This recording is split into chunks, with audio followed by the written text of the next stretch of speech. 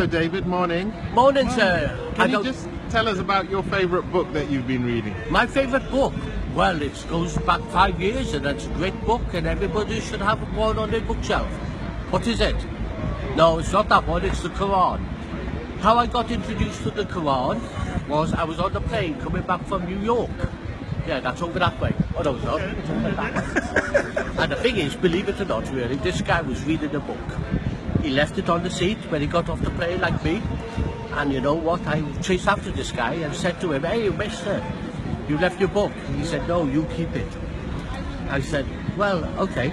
So I kept it, and then I was waiting in the airport lounge in Heathrow. And what happened? I started to cry when I read the Quran. So I put the book down.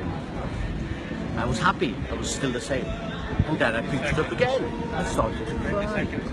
And then I got a taxi to my brother's in London. And then what happened? I told him about the Quran, that I made me cry. And do you know what? Just a moment. And then what happened was really, he said, "Don't speak of nonsense things, don't speak of things."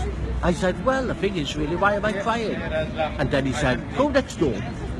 So I went next door, and who was there? The man that was on the plane. And the thing is, name a number, any number. The thing is, I'm not selling that Quran for £20 million or £20,000. I read it twice a day, and not only that, I keep it under my pillow. And you also read it to people as well, don't you? I do, and I'm just going to go with that. And not only that, as an activity coordinator working with people with dementia, I read it to them. And the thing is, they ask me questions, I don't know all the answers, but I know there's one thing in the Quran.